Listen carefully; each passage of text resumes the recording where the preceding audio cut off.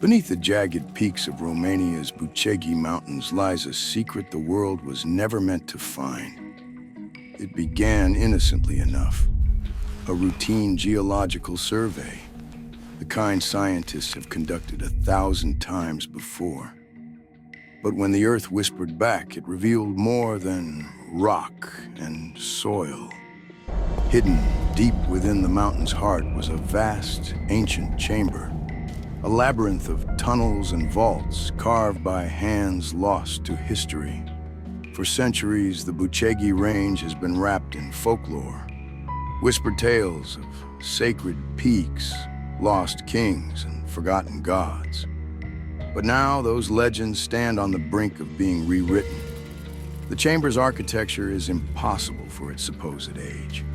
Precision-cut walls, monolithic pillars, symbols etched with mathematical perfection, artifacts that defy the timeline of human civilization. This isn't just a discovery.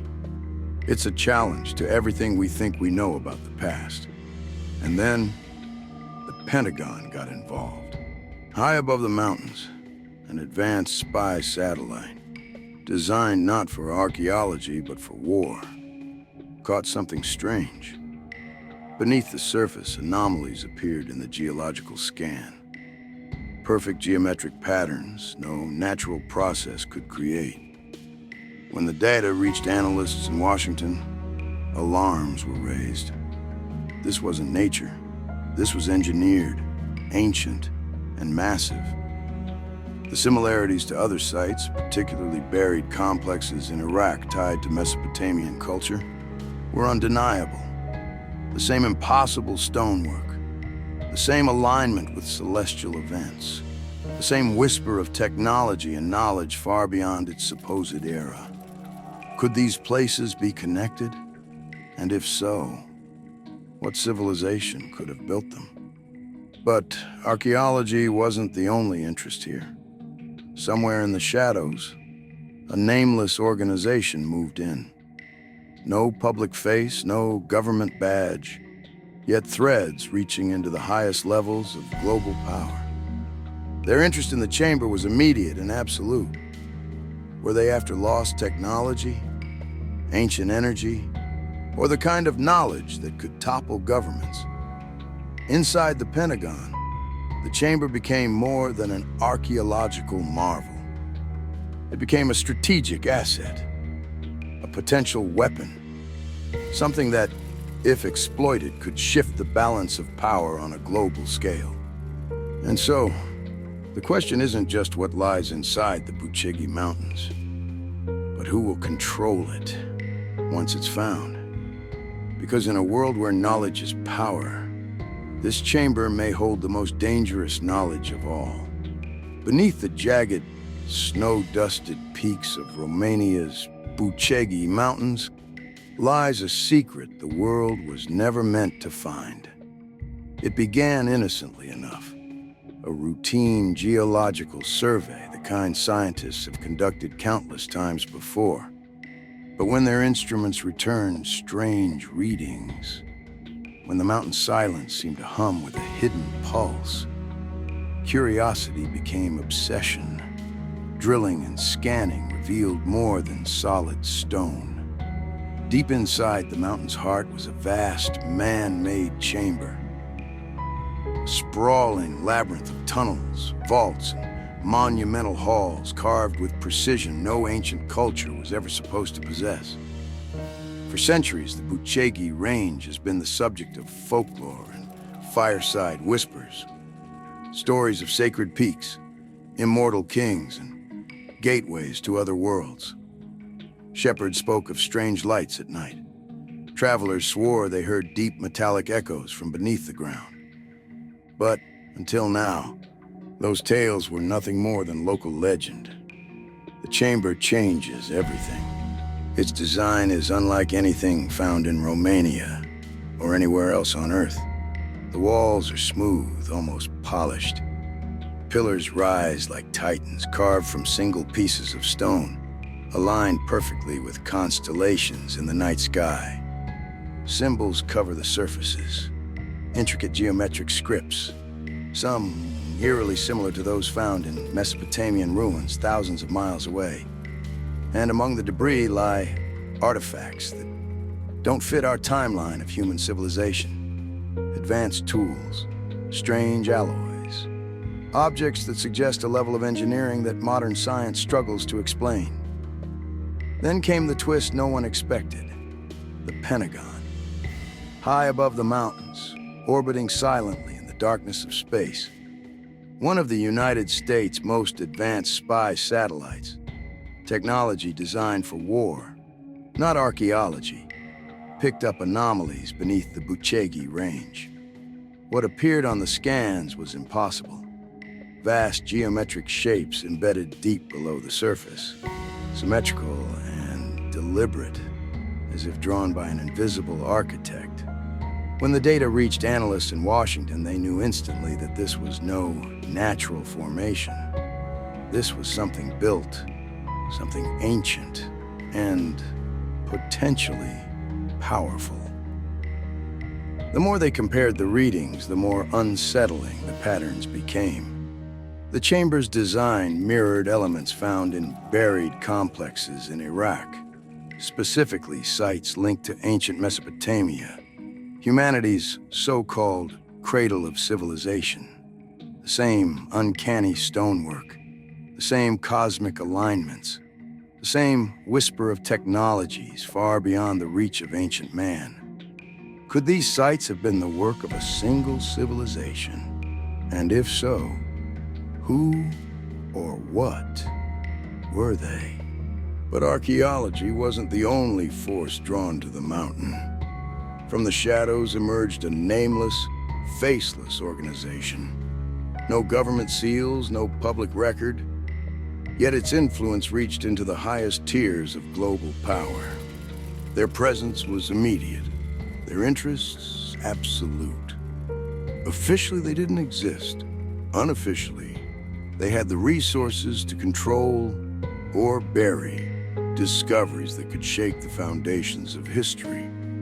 Whispers among insiders suggested their goals went beyond curiosity. Some claim they sought lost technologies capable of reshaping the world. Others feared they intended to weaponize the knowledge within, altering the geopolitical balance forever. Inside the Pentagon, the chamber quickly evolved from an archaeological marvel into a potential asset of immense strategic value. In a world where nations guard their secrets like treasure, the idea that this mountain could hide something capable of tipping the scales of global power was impossible to ignore. The stakes are no longer academic. They are political, strategic, dangerous. And so the question isn't just what lies inside the Bucegi Mountains, but who will control it when the last stone is uncovered. Because in a world where knowledge is power, this chamber may hold the most dangerous knowledge of all. The kind that could rewrite history, reshape the present, and decide the future. The mountains have kept their secret for thousands of years. But secrets don't stay buried forever. Today, we pull back the curtain on one of the Pentagon's most guarded files. The technology that made the Bucegi Chamber's discovery possible. And the shadowy players now circling it like vultures. We'll trace the satellites that first detected the anomaly, the history they're rewriting, and the quiet war being waged for control over what lies beneath Romania's mountains. But this isn't just a story about stone walls and artifacts. This is about the collision of past and present. A collision that's already altering the balance of power in ways most of the world will never see. And at the center of that storm is a man named Shasar. His story begins on a night that seemed almost scripted by fate. The winds over the mountains screamed like ancient voices, and lightning split the sky in jagged white scars. In a small room, his mother fought for both their lives. The storm rattled the windows as if the world outside was trying to force its way in. The doctors, grim-faced and desperate, worked in a blur of shouted orders and flashing instruments. Time seemed to stretch, each second heavier than the last, until a single cry pierced the chaos. Cesar had arrived. From the moment of his birth, his life was steeped in secrecy. His parents, still haunted by the intensity of that night, noticed things, little things at first. The way his eyes tracked movement with unusual focus, even as an infant. How he seemed to listen, not just to voices, but to something deeper, something unseen. By the time he could walk, it was clear Cesar was different. He absorbed knowledge like breath, mastering complex ideas long before other children learned the alphabet. Fearing what the outside world might do with a child like this, his parents withdrew. They raised him far from the cities, far from curious eyes, in a place where the only witnesses to his talents were the mountains and the wind. But isolation could not contain destiny forever. It was Dr. Sheehan who first stepped into their hidden world, a man of science and sharp intuition, whose expertise in the minds of the gifted had brought him face to face with prodigies before, but never one like Cesar. He spoke to the boy's parents in careful tones, offering mentorship and protection, a way to develop Cesar's gifts without exposing him to the dangers that would surely follow. And so, under Dr. Sheehan's watchful eye, Cesar began to unlock the full extent of his abilities. His mind became a map of connections others couldn't see. Complex systems, human emotions, even the subtle patterns of nature itself seemed to reveal themselves to him. Yet, even Dr. Sheehan knew there were answers he could not give. Which is why, one evening, he brought Cesar to a place few outsiders had ever entered. A secluded chapel hidden behind ivy and stone, where a single man waited, Father Bucegi. The priest was a relic of another age, his robes worn, his eyes like deep wells of memory.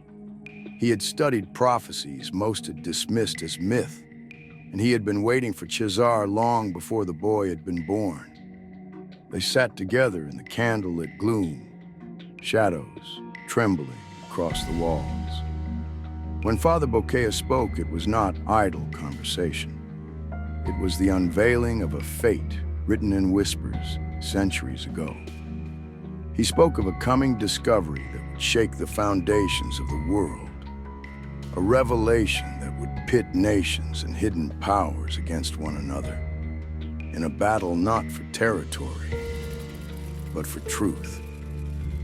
And at the center of this upheaval, the prophecy named one man, a man with the rare ability to see through complexity, to turn chaos into order.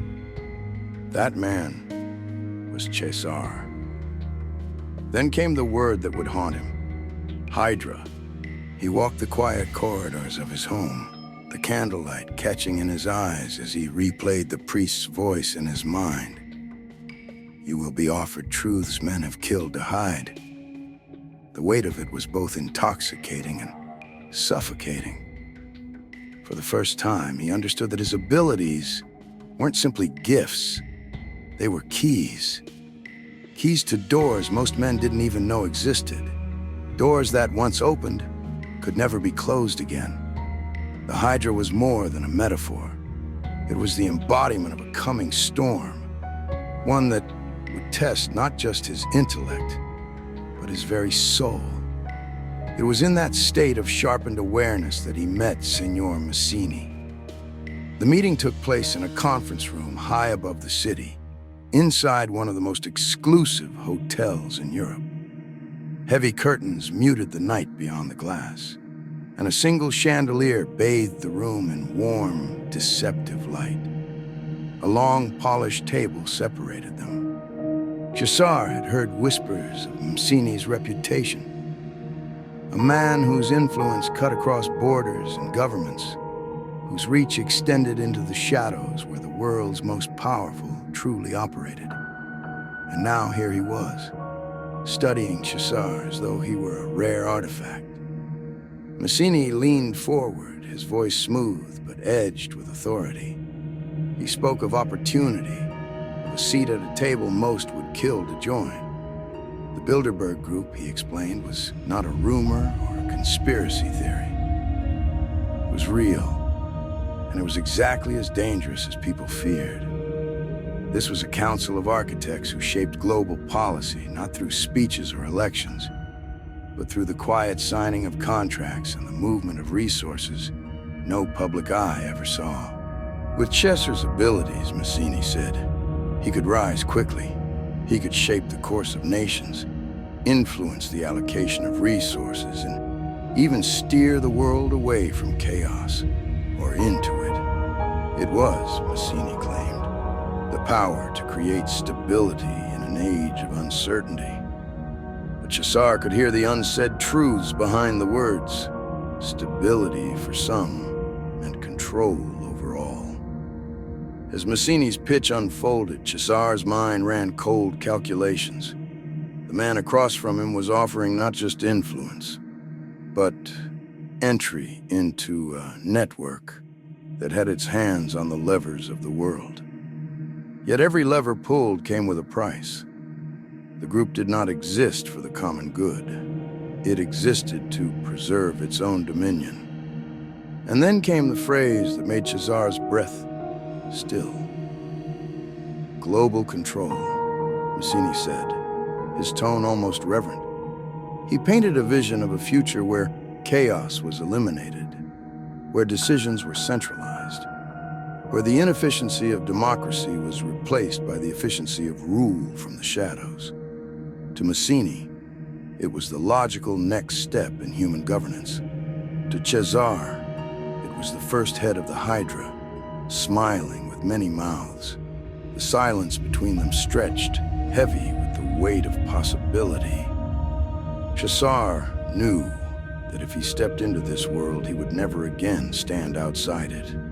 Power corrupts, but refusal came with its own dangers.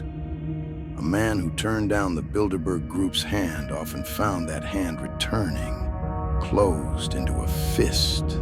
Still, the choice was his. Far away from that gilded room in the cold heart of the Bucegi Mountains, engineers were waging their own silent battle. Accessing the chamber was proving more dangerous than anyone expected. The U.S. military had deployed equipment reserved for only the most extreme missions. Rotary drills with diamond-tipped bits built to chew through the toughest stone on Earth. Each borehole was a gamble. Sensors embedded in the machinery fed real-time data to mobile command centers, mapping the mountain's interior like a surgeon's scalpel cutting into living flesh. The closer they got, the stranger the readings became. Hollow pockets where there should have been solid rock. Magnetic anomalies that scrambled instruments. Seismic murmurs that suggested the mountain itself was reacting. To the soldiers and scientists, it was a test of technology. To Cesar, it was the first tremor in the ground before the Hydra fully woke. The excavation should have been straightforward, but the moment the drills bit into the final layers of stone, something invisible pushed back. Not rock, not steel, energy. It shimmered in the instrument's readings. A dense, shifting field that made no sense to modern physics. It wasn't simply a wall. It was alive, reacting. The hum of machinery faltered as the first drill shuddered to a halt, its diamond-tipped bit scorched and warped. Sensors spiked, monitors went black, and the air inside the command tent grew still with disbelief. This was no ordinary barrier. The field emitted a strange frequency that clawed at the electronics, frying circuits and scrambling control systems. It was as if the chamber had been wrapped in an intelligent defense, one designed to repel intrusion not with brute force, but with precision, attacking only what was needed to keep the world out. Some engineers whispered about exotic energy signatures, frequencies that resonated like a heartbeat. Others swore this was not a natural phenomenon at all, but a remnant of a civilization whose science had long since turned to myth. Theories multiplied. Was this a guardian built by human hands thousands of years ago, using knowledge we'd forgotten? Or was it something older, alien to both our planet and our understanding? Whatever it was, traditional methods were useless. The US military had to turn the excavation into a hybrid science project and black ops mission, assembling teams of physicists, engineers, and defense contractors to find a way in. They experimented with counter-frequencies, energy modulation, and exotic shielding, each test a gamble between progress and catastrophe. The urgency only magnified the pressure. Rumors of the chamber had leaked, and interest from rival powers was growing. Eyes, both governmental and private, were fixed on the Bucegi Mountains. The Americans knew they weren't just racing geology, they were racing geopolitics. Whoever opened the chamber first would hold more than artifacts. They might hold history's most dangerous advantage, and then the barrier broke. The instant Cesar stepped across the threshold, he felt it, a current surging through his body, a tidal wave of sensation that was both electric and ancient. His unique perception allowed him to navigate the invisible wall where machines had failed. To him, the energy wasn't chaos.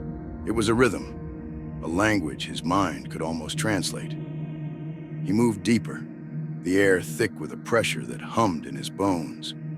The chamber unfolded around him like the nave of some alien cathedral.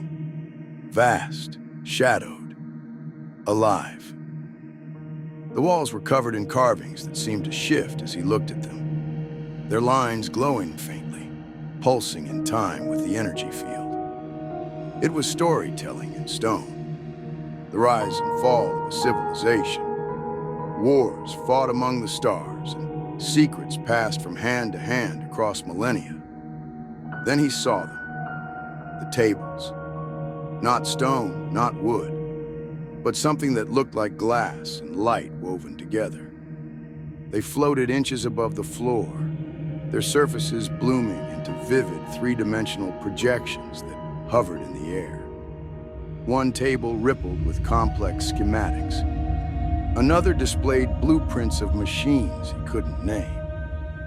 But it was the third that stopped him cold. A map, not of Earth, but of the stars. Constellations he knew, and others no human catalog had ever recorded, burned in perfect detail. The distances, the paths between them, the subtle shifts in alignment over eons. It was the universe, laid bare. Cesar's breath caught. This was no mere treasure. This was a vault of knowledge that could redraw every border in science, energy, and human possibility. It was the sum of a civilization's genius, and perhaps its downfall. And in that moment, standing in the quiet glow of an ancient intelligence, Cesar understood the danger. The information in this chamber could lift humanity into a new golden age, or plunge it into an age of conquest and ruin. The Hydra's second head had just revealed itself.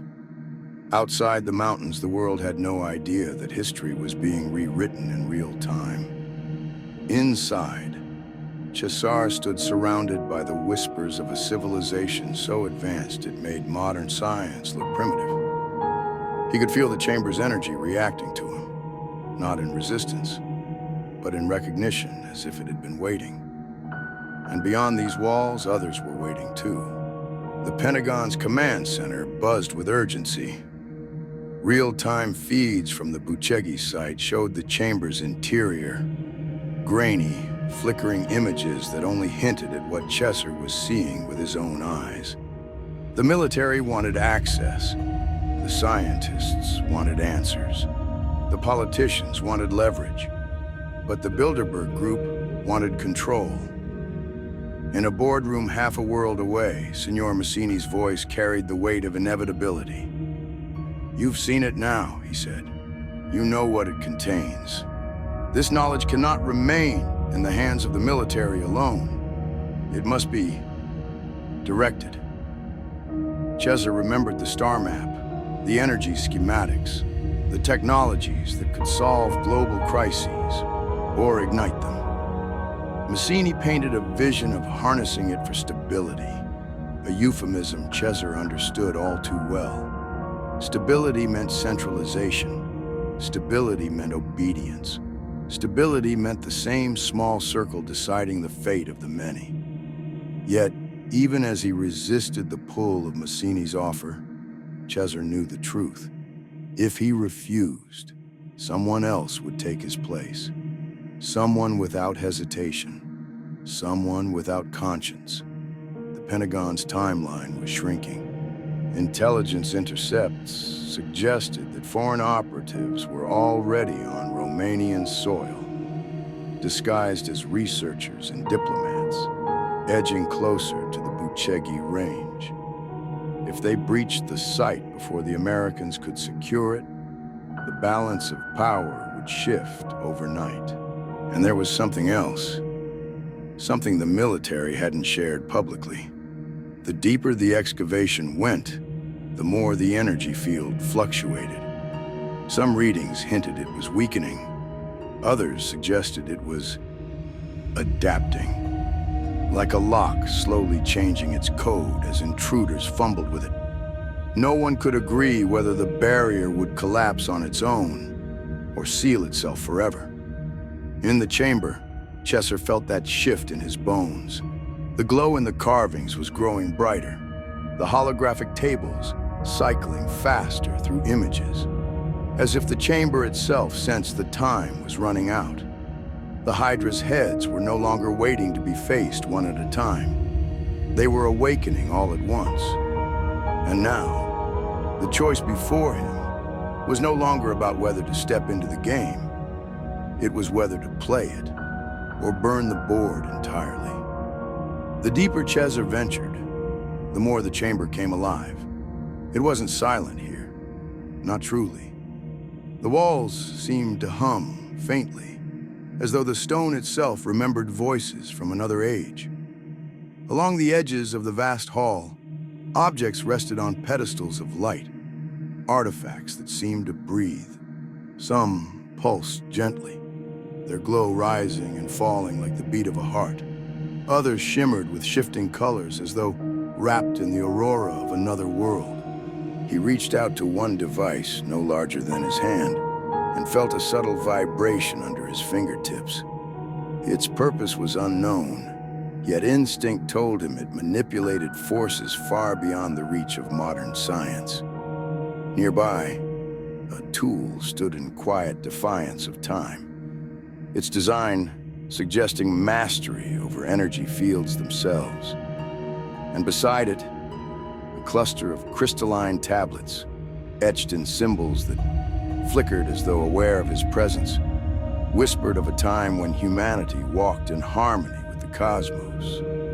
Every discovery was both a revelation and a warning. The power here was not inert. It carried a history, one of creation but also destruction. These people, whoever they had been, had mastered the forces of nature itself. And yet, their city was gone. Chesser's pulse quickened. Could humanity wield such knowledge without repeating their fate? Or was this chamber their final message? Be careful what you awaken. The air seemed to draw him toward the center, where 10 great tables formed a perfect circle. They were not made of stone or metal, but of light itself, solid yet weightless, each one a living portal. The first table unfolded a living map of Earth, continents reshaping before his eyes to reveal ancient coastlines. Trade routes lit up in gold, showing the heartbeat of commerce that had pulsed across the world thousands of years before recorded history. It was not a patchwork of isolated tribes, but a single intricate network of knowledge, exchange, and shared destiny. The second table bloomed with green, fields, terraces, irrigation channels, ancient agriculture rendered in breathtaking detail, systems that replenished the soil rather than exhausting it, designed to endure for centuries, techniques that could solve modern hunger if only the will existed to learn from them. The third table shimmered with the human form, muscles, bones, veins of light running through the body like rivers. Remedies formed from plants now extinct in the wild, surgical tools fashioned from unknown alloys. Healing traditions that merged science and spirit so seamlessly they felt like a lost language of the body. The fourth roared to life in a cascade of blue energy. Machines, elegant, efficient, drew power from sun, wind, and water in ways modern engineers hadn't yet imagined. This was technology without greed, power without waste. If unleashed today, it could upend entire industries overnight. The fifth spun into spirals of color, strands of DNA stretching into the distance like luminous highways. It showed human evolution not as a mystery, but as a story, each branch carrying the record of adaptation, migration, and survival. A map of humanity's shared bloodline. The sixth table cast stars across the air above it, constellations both familiar and foreign, celestial movements charted with precision beyond our best observatories. Cesar felt small beneath their beauty, but also connected, as though the universe itself had been a partner in the rise of this lost people. The seventh filled the air with words, not written, but spoken in a language that resonated in his chest. Translations formed in his mind, ethics, leadership, the responsibilities of power, wisdom that could steady nations if leaders dared to listen. The eighth rose as blueprints in the air, cities grown from the land rather than built upon it, structures that moved with the seasons, breathed with the wind, and drank the rain. Architecture is a living thing, not a conquest. The ninth glowed warm with images of people, markets, gatherings, shared meals, social structures built on reciprocity rather than dominance, where survival meant cooperation, not competition. Lessons humanity seemed determined to forget. And in the silence before the 10th table awakened, Cesar felt it. The pull of something vast, dangerous, and meant for him alone. The Hydra was close now. He could sense its breath in the air. The chamber seemed to pause, as if even the air was holding its breath. 9 tables had spoken, each with its own lesson, its own key. But the 10th remained dormant, a dark mirror in the circle of light. Cesar approached cautiously. The surface was still. No projections, no glow. Yet he felt it watching him. A faint hum vibrated in the bones of his hands, growing stronger as he stepped closer. Then, without warning, the table ignited. Light exploded upward in a torrent of images, so fast they blurred. Battlefields under alien skies, towers of light stretching into the clouds, oceans boiling under a rain of fire.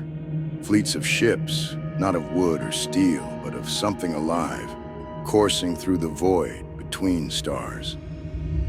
Then the chaos slowed, focusing into a single image. Earth, but not the Earth he knew. This was an Earth marked with territories he had never seen, cities that did not exist, and a network of symbols stretching across the globe like veins. Some were places of peace, others points of conflict, all connected by lines that pulsed in rhythm with the table's hum. In the corner of the map, a symbol glowed brighter than the rest. The same crest Cesar had glimpsed on the ring of Senor Massini, the Hydra. It was no myth, no metaphor. It was a system, ancient, self-replicating, alive in ways that defied science. The table was showing him how it had guided empires, collapsed civilizations, and reshaped the world again and again, always from the shadows. And now, in the present day, its reach extended into boardrooms, parliaments, militaries, even the very chamber in which he stood. Suddenly, the table shifted, the map dissolving into live images. Cesar's breath caught as he saw Massini in real time, speaking with a circle of figures whose faces were obscured. One of them tapped a file marked with the Pentagon seal. Another pointed to a satellite image of the Bucegi range. They knew they were already moving. The chamber's hum deepened, and a line of symbols appeared in the air before Cesar. Coordinates, dates, and a sequence of events that stretched into the future.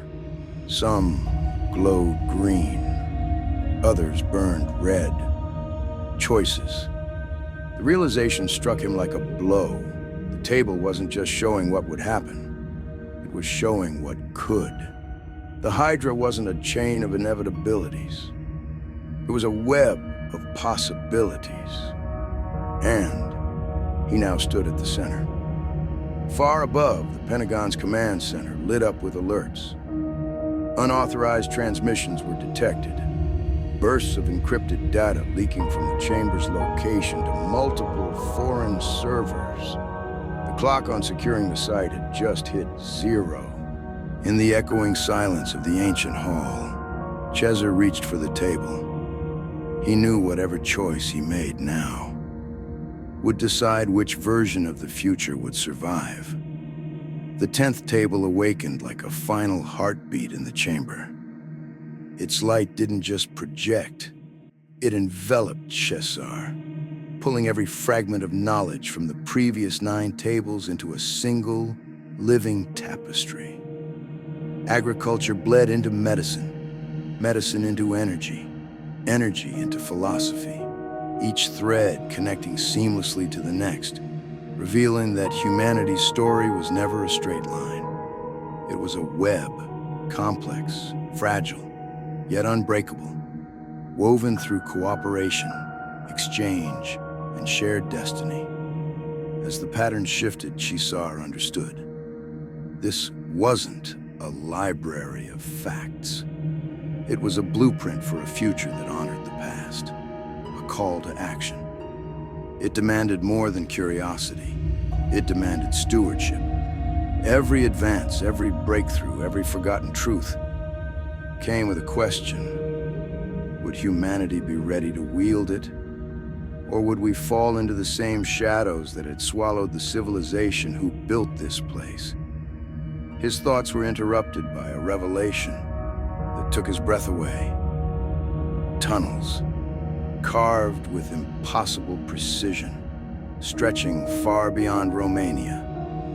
The hologram revealed their arteries across the globe, one snaking to Egypt, another cutting deep under Tibet, and one vanishing into the legend of Inner Earth. Each tunnel was more than a road. It was proof. Proof that ancient civilizations had been connected in ways modern historians never dared imagine. Trade routes that crossed continents, exchanges of knowledge that shaped religions, sciences, and cultures long before any empire had claimed them. Egypt's monumental builders, Tibet's keepers of cosmic wisdom, and the hidden world beneath our feet, whispered of in myth, now pulsing as a tangible reality. Plans formed quickly. Expeditions were mapped. Egypt would be the first to seek the link between this network and the Great Pyramids. Tibet would follow, a journey into spiritual archives guarded for centuries. And finally, the most dangerous descent, into the dark corridors of inner Earth itself. But these plans didn't exist in a vacuum. Outside the chamber, the discoveries had detonated like a geopolitical bomb. Within months, Romania's NATO admission was expedited. A move that signaled just how strategically valuable this find had become. NATO called it collective security. Others saw it for what it was, a lock on the vault door of history, with the West holding the only key. Not everyone was content to watch from the sidelines. The Bilderberg group, ever in the shadows, began maneuvering. For them, the chamber wasn't an archaeological wonder. It was leverage, power, the ability to influence not just politics and economies, but the story of humanity itself.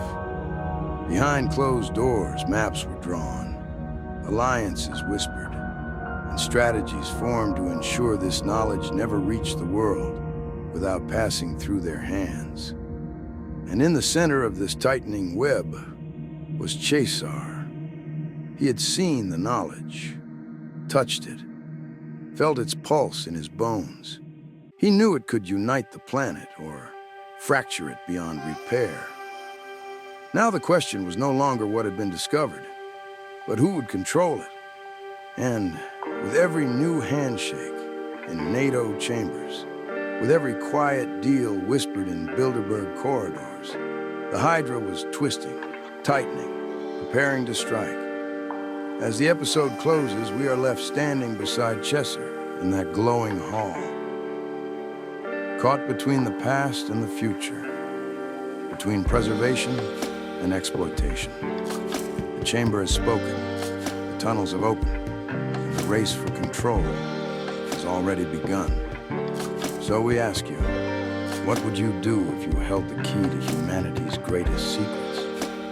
Would you lock them away, share them freely, or guard them until the world was ready? Tell us in the comments. Your voice matters in this conversation.